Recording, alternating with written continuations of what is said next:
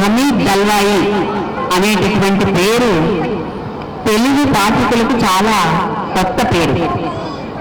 మనకి అనేక భాషల్లోనూ, భారతీయ భాషల్లోనూ, ఉర్దూలోనూ రచనలు చేసినటువంటి ముస్లిం రచయితలు చాలా మంది తెలుసు. కానీ ఎందువల్లనో ఇప్పటి వరకు మరాఠీ భాషలో కొంకణి తీర ప్రాంత ప్రజల జీవితాన్ని చిత్రించినటువంటి హమీద్ దల్వాయి మనకు అపరిచితులుగానే ఉండిపోయారు.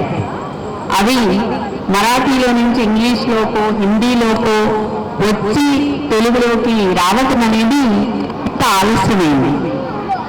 ఎవరి హమీద్ దల్వాయి? ఇతని గురించి నేను మొట్టమొదట రామచంద్ర గుహ రాసిన మేకర్స్ ఆఫ్ మోడర్న్ ఇండియా అనే పుస్తకంలో చదివాను. నాకు తెలియనటువంటి ఒక ఆధునిక భారతదేశ చరిత్ర నిర్మాత ఉన్నాడు అనేది నాకు చాలా ఆశ్చర్యం కలిగించింది. భారతదేశ స్వతంత్ర సంగ్రామం గురించి, లేకపోతే ఆధునిక భారతదేశ నిర్మాణం గురించి నాకు చాలా తెలుసు అనుకునేటటువంటి దాన్ని, అలాంటి నాకు ఈ Hamid Dalwai makers of modern ఇండియాలో నాకు తెలియని వ్యక్తి అని ఆశ్చర్యంగా ఆయన గురించి చదివాను. ఆయన మహారాష్ట్రలో కొంకణి తీరంలో ఒక గ్రామీణ నేపథ్యంలో పుట్టినటువంటి వ్యక్తి. ముస్లింగా తన చిన్నతనం అంతా గడిచినప్పటికీ తనకు ఒక చైతన్యం ఏర్పడిన తర్వాత తను దేశ రాజకీయాలను నిశితంగా గమనించడం ప్రారంభించాక ఒక సెక్యులరిస్ట్గా మారాడు, ఒక సోషలిస్ట్గా మారాడు. మారిన తర్వాత ఆయన చూపులో వచ్చినటువంటి తేడాతో, ఆ చూపులో వచ్చినటువంటి ఒక నూతన కోణంతో ప్రజల జీవితాన్ని కథలుగా మలిచాడు. ఆ తర్వాత ఒక నవల, ఇంధన్ అనేటటువంటి ఒక నవల కూడా రాశాడు. ఈ కథలు చాలా వరకు బొంబాయిలోనూ లేదా కొంకణి తీర గ్రామాల్లోనూ జరుగుతాయి. నవల కూడా అంతే, పూర్తిగా గ్రామీణ నేపథ్యంలో అక్కడి ప్రజల హిందూ ముస్లిం ప్రజల సహజీవనం ఎలా ఉంటుంది, ఎలాంటి పరిస్థితుల్లో వారి మధ్య ఉన్నటువంటి సామరస్యానికి భంగం కలుగుతుంది అనే విషయాన్ని నవలలో చాలా తీవ్రంగా చర్చించాడు. కానీ కథల్లో మాత్రం ఈయన మానవ జీవితంలోని అనేక అగాధాలని, మానవ మనస్తత్వంలోని లోటుల్ని చూపించడానికి ఎక్కువ ప్రయత్నించాడని నాకు అనిపిస్తుంది.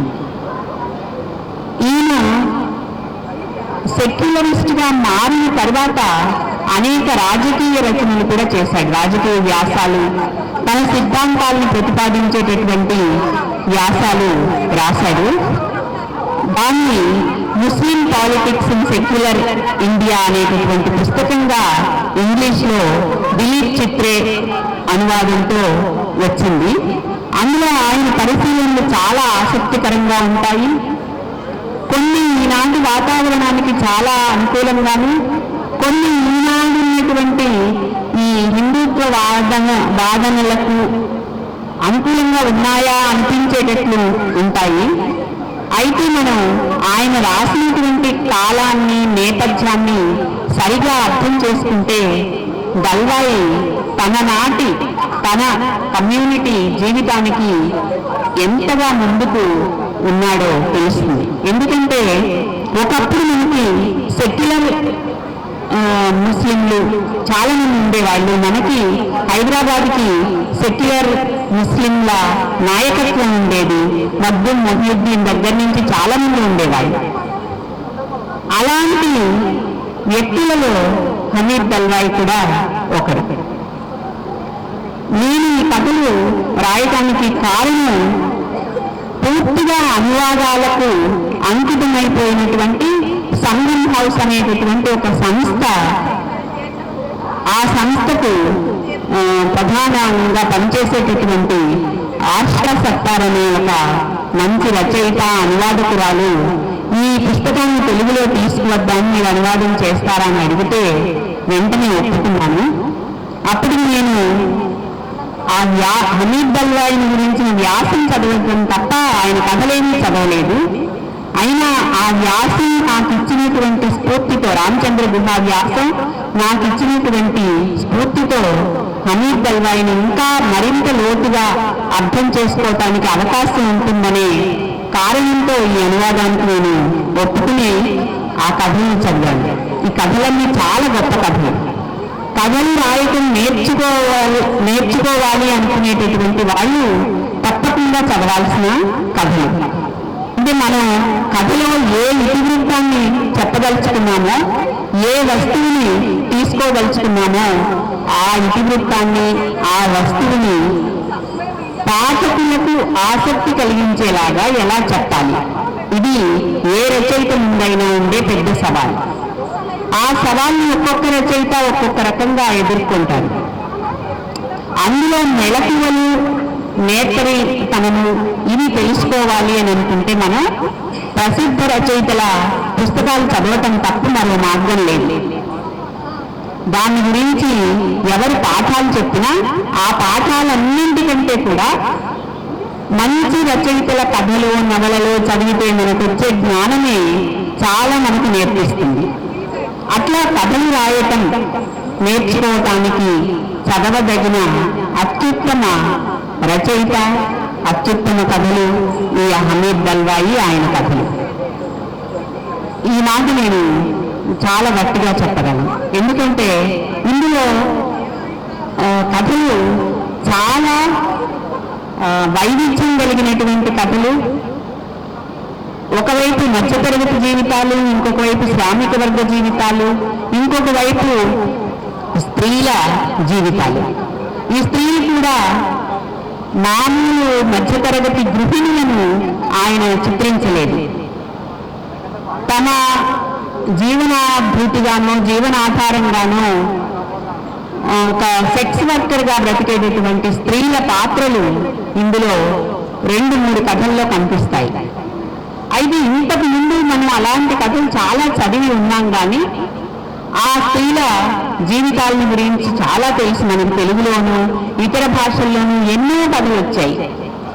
కానీ ఇందులో ఉన్నటువంటి కథలను చదివితే ఇంతకు ముందు ఎన్నడూ మనం ఇలాంటి స్త్రీలను కలుసుకోలేదు అని అనిపిస్తుంది.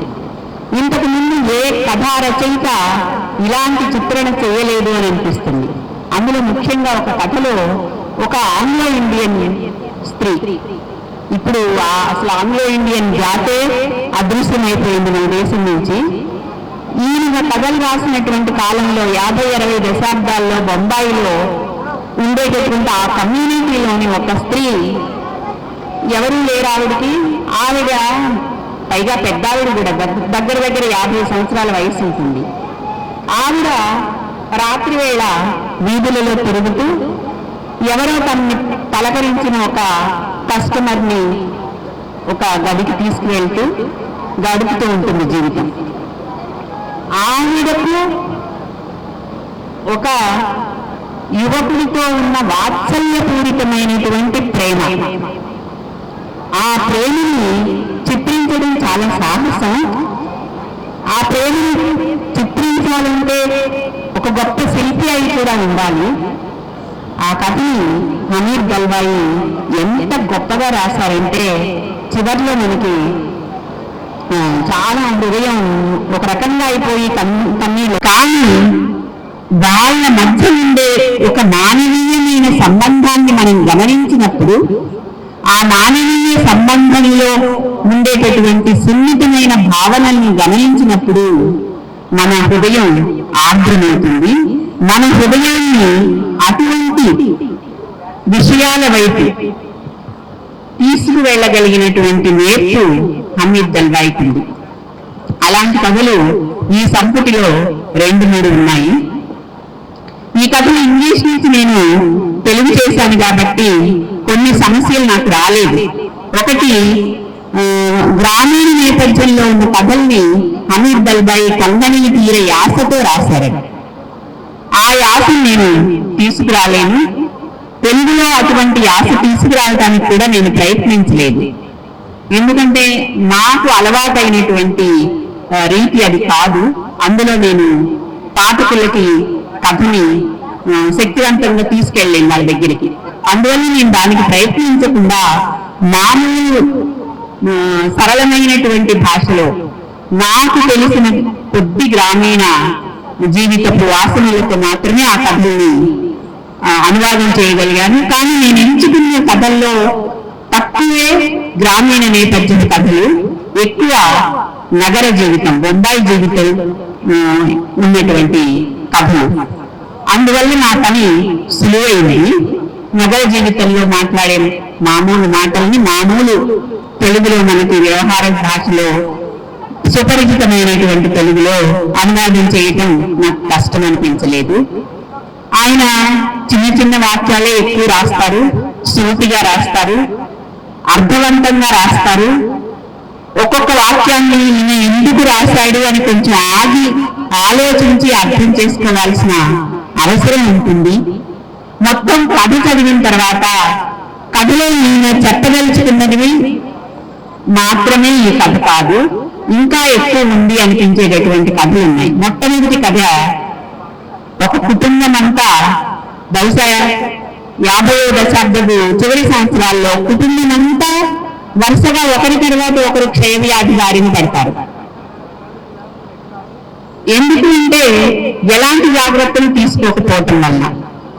ఒకవైపు చదువుకుని వచ్చిన కొడుకు చెప్తూనే ఉంటాడు, మీరు ఇలాంటి జాగ్రత్తలు తీసుకోవాలి, మనం తీసుకోవాలి అని.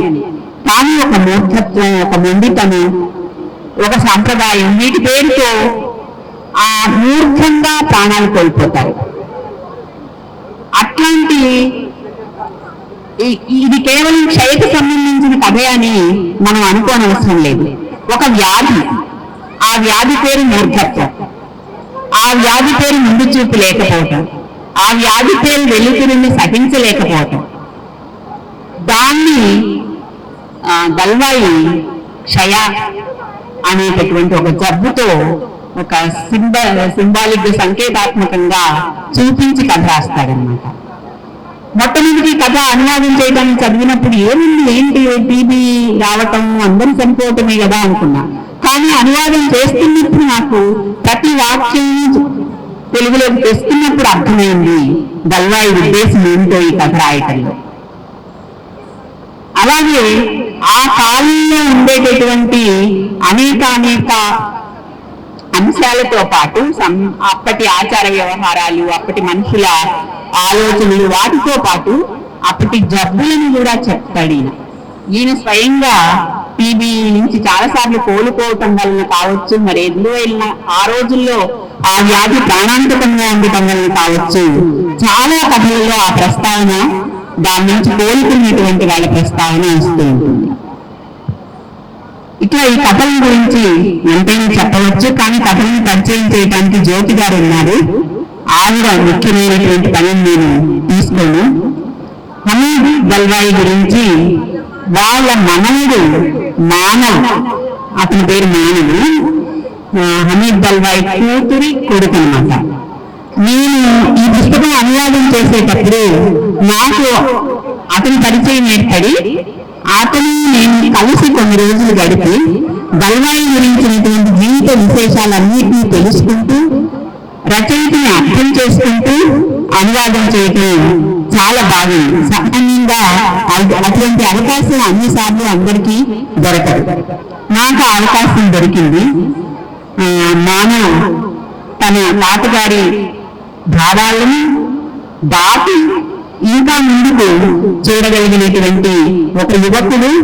ఆయన పూనుకుని ఈ కథలను తీసుకురావాలి అన్ని భాషల్లోకి అని కృషి చేస్తున్నాడు.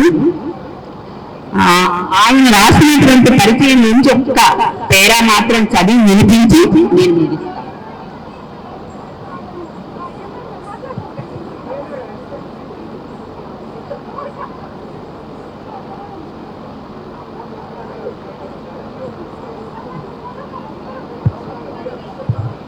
కొంకణి ముస్లింలు, కొంకణి, మరాఠీ, ఉర్దూ భాషలు కలగలిసిన ఒక కమ్మని యాసను మాట్లాడతారు. దల్వాయి వారి యాసలోనే కథలు రాయటానికి పూనుకున్నారు. ఆయన నాటి పరిస్థితుల్లో ఒక పాన్ ఇస్లామిక్ ఐడెంటిటీ కోసమే ఉర్దూని ముస్లింలపై మోపినట్లుగా భావించారు. ఇలా ఈయన భావాలు, మామూలుగా మనం ఉర్దూని ఎంతో ప్రేమిస్తాం, కానీ ఆ ఉర్దూని ఈయన అర్థం చేసుకునే తీరు ఒక పాన్ ఇస్లామిక్ ఐడెంటిటీ కోసం ఉర్దూని ముస్లింలపై మోపినట్లుగా అమీర్ దల్వాయి ఆలోచించారు. అంటే దాని గురించి మనం ఆలోచించాలి, ఎందుకు ఈయన ఇట్లా అనుకున్నారు అని మనకి వెంటనే అనిపిస్తుంది. నిజానికి కొంకణి ముస్లింలకు ఉర్దూతో పరిచయమే లేదు. తరతరాలుగా ముస్లిం కుటుంబాలు మరాఠీని తమ భాషగా వృత్తిగా జీవించారు, శ్వాసించారు. అలా మరాఠీ భాషలోనే మాట్లాడటం ద్వారా వాళ్ళు గతించిన కాలపు వైభవాలేవో కోల్పోతున్నట్టు భావించలేదు. హైదరాబాద్ వంటి కొన్ని ప్రాంతాలను తప్పించి తెలుగునాట ముస్లింలకు కూడా ఉర్దూ కన్నా తెలుగుతోనూ దాని అనేక యాసలతోనే అనుబంధం ఎక్కువని తెలిసింది. తెలుగు సాహిత్యంలో కూడా యాసల్లో రాయటం పరిపాటి. ముఖ్యంగా అణగారిన వర్గాల నుంచి రాసేటప్పుడు అస్తిత్వాన్ని బలంగా నిలపడానికి అదో అనువైన సాధనం. స్త్రీవాదం, దళితవాదం, ముస్లింవాదం లాంటి అనేక రాజకీయ సాహిత్య ఉద్యమాలకు నిలవైన తెలుగు సాహిత్యంలో భాషలోని యాసల పట్ల ఈ స్పృహ, శ్రద్ధ ఉండటంలో ఆశ్చర్యం లేదు.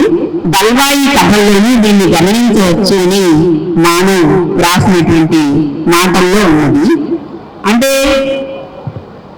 మరాఠీలో రాసినటువంటి ముస్లిం రచయితలు ఆ కాలంలో చాలా తక్కువేమో, ఎందుకంటే బొంబాయిలో మొత్తం రచయితలు మహామహాలైనటువంటి రచయితలందరూ ఉర్దూలోనే రాసేవారు. ఉర్దూ యాస, ఉర్దూ పలుకుబళ్ళు, ఆ కవిత్వము అవంతా మనకి బాగా పరిచయం. సినిమాలలో కూడా ఆ పలుకుబడులే మనం విన్నాము. దానికి భిన్నంగా ఒక కొంకణి తీర ప్రాంతాన్ని నుంచి వచ్చిన ముస్లిం మరాఠీ భాషలో రాయటము, ఆ యాసను కాపాడాలనుకోవటము ఒక ప్రత్యేకత అని నాకు అనిపించింది. ఈ విషయం గురించి మన తెలుగులో కూడా ముస్లిం చాలా మంది తెలుగులో రాయటం, అది కూడా తెలంగాణ యాసలో, ఉత్తరాంధ్ర భాషలో, కృష్ణా జిల్లా మాండలికంగా ఇట్లా అనేక మాండలికాల్లో రాస్తున్న తెలుగు ముస్లిం రచయితలు ఉన్నారు. వాళ్ళని, దల్వాయిని ఒక తులనాత్మక పరిశీలన కూడా చేయవచ్చు. ఇంతటితో నా మాటలు ముగించి తర్వాతి వక్తకు సమయం ఇస్తాను.